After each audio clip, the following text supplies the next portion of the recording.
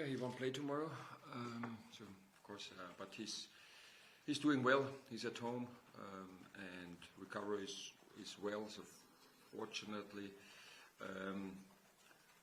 he had no fractures and no concussion, and it was it's a huge wound. Was stitched, but healing is going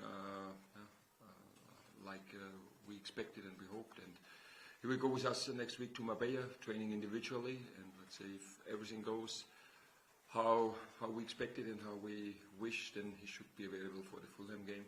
And so, yeah, as I mentioned, he was a little bit lucky at the end, and it was okay. Okay, good to hear that he's on the mend.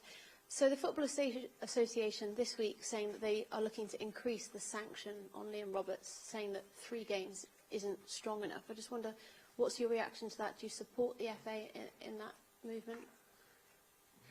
Neither support, no. It's their decision. They have rules, and I think they will decide according to the rules they have. And for me, I know that the goalkeeper apologized to JP. He texted him, and so for me, it's like I always say, the game has gone, this action has gone. I'm pleased that it's not that worse that we thought it could be or it would be during the game, and so now it's for us looking forward and what's for the next games.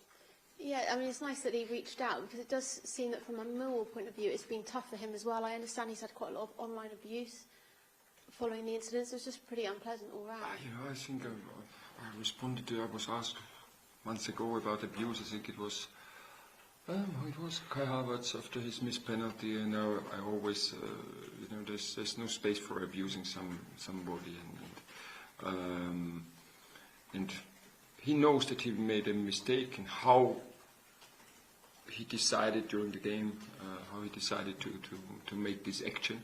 I think but he decided it, and he had to decide it in, I don't know, 0.1 second. And again, and it's good that we lost JP in this game. We can't play him tomorrow, but it's not too bad. Well, wish him all the best. Thank you very much. I'll pass the microphone on. It's just JP, huh? Today. Well, I've got 2 microphones. I can ask loads of questions. Just to carry on actually on JP, how have the lads rallied around him? Because obviously it's a very close-knit squad, as we know. So what's the reaction been like from the rest of the team? Also, to be honest, it was not a big topic here in our training ground there. So players had 2 days off. Everybody had 2 days off, and of course everybody is in touch with JP and messaging him, and I think everybody could see how he is after. I think it was the evening after the Millwall game. He already announced, everything is good, all fine with me, and that's how he is. He's such a lovely person, and it's the same here. So everybody knows he's doing well. He will be back soon, and we started on Tuesday focusing on the Ipswich game, because we know he's in. I think his mother came from France, and she takes care, so he's in the best hands. When mother looks after you, it's the best thing you can have, and so he has great support at home, and so we don't have to take care of him. So he's in good hands, and he will go with us to Marbella, and he will be in good hands again, and hopefully then he will start training with us. Okay, thank you. One Premier League game for Crystal Palace in March. For you, is that a bit like, I've got a bit of time here to work on the things that I really want to work on, or actually when you're winning games, is it a little bit frustrating because you just want games to keep on coming?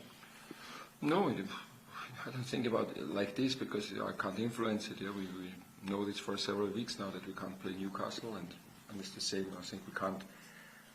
Then we can't train for 10 days because many players go to their national teams, and in my head we have 2 games. We have Ipswich, and then we have Fulham. It's not a Premier League game, but it's an FA Cup and competition, and I told the players it was like I felt it a little bit after this 3-game week.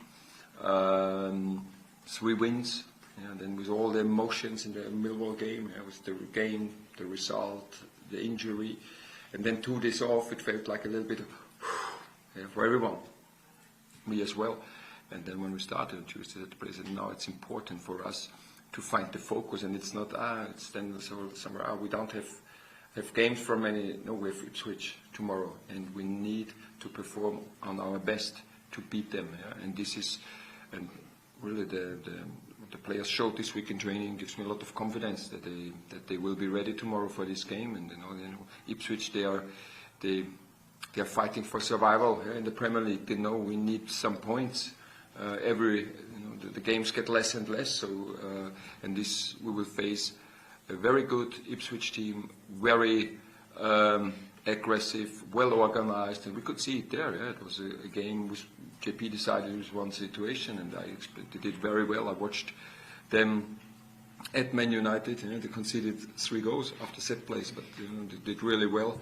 I watched them, I think, with 8 players rotating at Nottingham, and they lost on penalties. And we know how difficult it is. Everybody knows how difficult it is to play at Nottingham. So it's a very good team, and we need to perform on our best. And again, the players really, from Tuesday when we started, after it looked like everybody had to take a breath, that the players are ready. They've had quite a few close defeats, really, quite a few close big defeats at Ipswich so far this season. Do you think they've been a little bit unlucky at times? Or is where you are in the table where you are? You know, I didn't watch every game, so of course when we prepare, I don't judge the results. We want to see the style of how they are attacking, the style of how they are defending, what are they doing in set plays, and and this is what we look at. And of course, I think they don't have the results. Maybe sometimes they deserve. Again, I think they were the better side at Man United, but they lost. Yeah, and at the end, it's in the Premier League. As I mention it quite often, it's about efficiency. You know, you have your opportunities, and then if you are efficient and take them, you can win. And I think we could see it in the Champions League. Yeah, you can win when you have 2 to 27 shots. You can win with one great finish, and that's how football is. And I think Ipswich, in many games, they had deserved more. But at the end, it's how it is. Your side have scored 2 or more goals in 8 out of the last 10 games, I believe. Can I ask you a little bit about philosophy? I know it's something you talked about when you first joined this club, that your philosophy is to score goals. How important is it for you? I guess winning comes first, but then entertaining as well, because your side, particularly recently, have been really entertaining to watch. I think if you always lose 4-3, I wouldn't be entertained, so I would really be upset. But it's at the end. It's quite easy. When you don't score, that means you can't win. So I think we all agree. And when we want to win, you need to score. And so I didn't say it's like we say in German, we say that the cat bites into their own tail. You know, then it's chasing a tail, yeah. And it's like this, yeah? And so we always want to score, and we know that we're doing really well defensively. It's not so easy to score many goals against us. It's not so easy to create many chances against us. That means we know if we score 1 or 2 goals, we have a good chance to win the game. And that's, I'm not really pleased when we have a lot of possession and playing in the land of nowhere, then it starts getting boring. And that's, I always wanted we play forward. I think we're one of the teams with Bournemouth, with Nottingham, who play most direct to the opposite goal. And I think it's also not a coincidence that these teams are doing well in this season. And this is how we want to play, and this is, I think, fits to our players. We have in our squad, and we were quite successful in the last weeks, and that's why we're doing it. Well, just on that stat that you mentioned, your side are top in terms of the percentage of doing that, as I'm sure you probably know. Is that something that you actively encourage in training, passing forward at all times, or certainly when you get the opportunity to? Of course, yeah, of course. It's then. Of course, the players always decide, yeah, but the first thought should always be passing and playing forward, and then for the players also asking the ball with runs in behind in this space. So first of all, it's the most dangerous ball. It's also maybe that also means you have to take a risk. I think that also explains sometimes our passing percentage. But I was told I'm a very experienced manager. I don't care if you have 95% passing when you always pass backwards.